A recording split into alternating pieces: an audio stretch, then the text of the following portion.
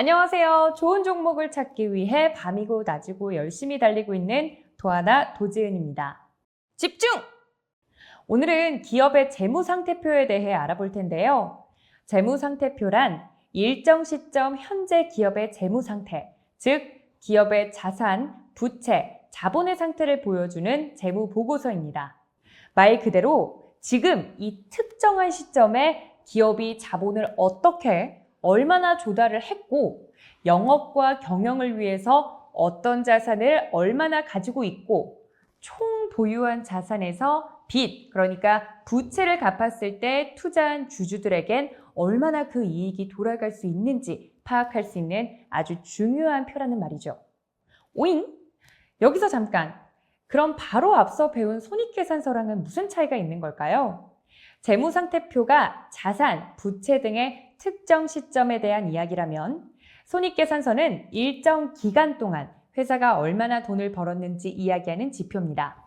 재무상태표는 특정 시점, 포인트에서, 손익계산서는 일정한 기간, 밴드에서 이야기하는 지표라는 점 차이 이해하셨죠?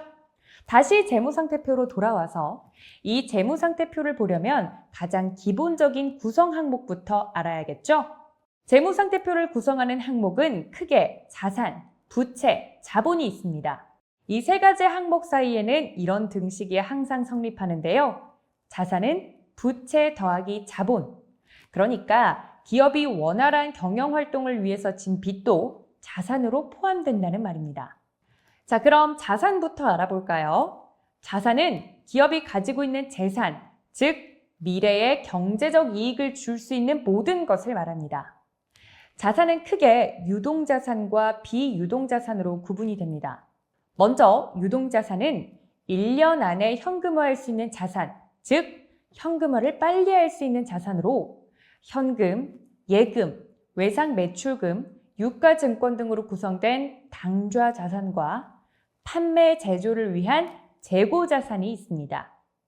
비유동자산으로는 1년 이후에 현금화가 가능한 장기 투자 자산, 토지, 건물로 구성된 유형 자산과 마지막으로 형태가 없는 특허권, 상표권 등으로 구성된 무형 자산이 있습니다. 주식 투자를 할 때 고려해야 할 자산 항목으로는 현금, 단기 금융상품, 매출 채권, 유형 자산이 대표적인데요. 현금 및 단기 금융상품은 1년 이내에 현금화가 가능한 예금, 주식, 채권, 현금 등을 의미한다고 했는데 이 항목을 많이 보유하고 있다면 기업의 자금 운용 능력이 효율적이지 못한 것으로 볼 수도 있겠죠.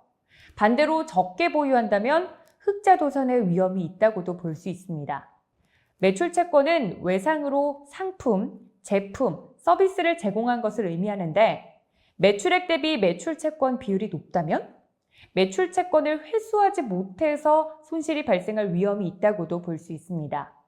유형 자산은 매출액 대비 50% 정도 보유하고 있는 것이 적정한데 매출액 대비 80% 이상 보유하고 있다면 기업 규모 대비 과잉 투자를 하고 있는 건 아닌지 의심해 볼 수도 있겠죠. 부채도 알아볼까요? 부채란 일반적으로 기업의 자산이 아닌 차입 등으로 인해 발생하는 금전상의 상환의 의무, 즉 빚입니다. 부채는 외상 매입금, 단기 차입금 등 1년 이내에 갚아야 하는 유동부채와 1년 이후에 갚아도 되는 장기 차입금 등인 고정부채로 구분할 수 있습니다.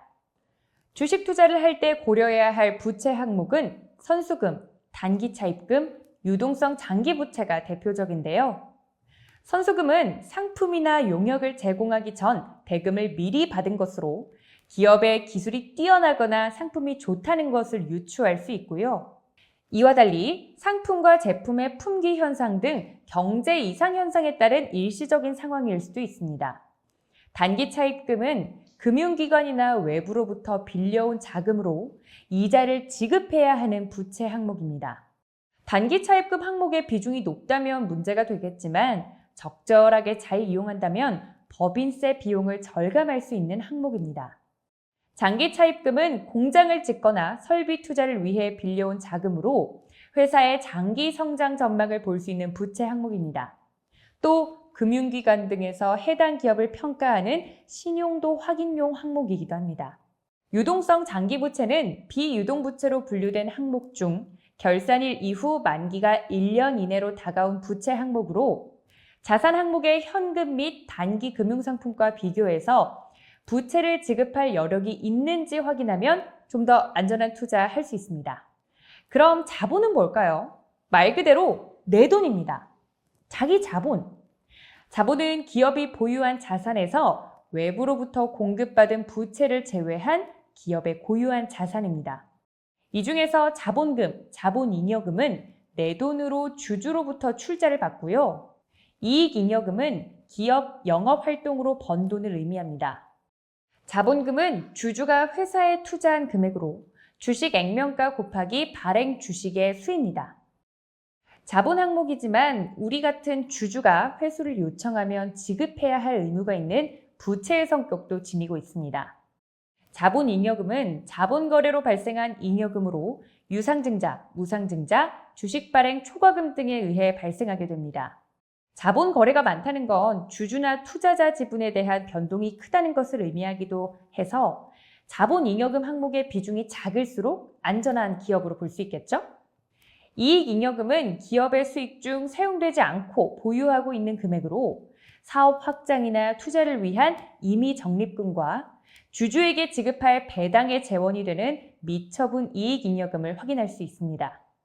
정리하자면 특정 시점에서 기업의 재무 상태를 나타내는 재무 상태표는 기업이 가지고 있는 자산과 남에게 빌린 부채, 투자를 받은 현황 등의 자본 항목을 확인할 수 있는 만큼 한마디로 기업의 재무 상태가 건전한지 확인할 수 있는 건강검진표입니다. FM스쿨! 앞으로 재무 상태표로 건강한 종목과 아닌 종목을 가려보자고요. 그럼 다음 이 시간에 또 만나요. 안녕!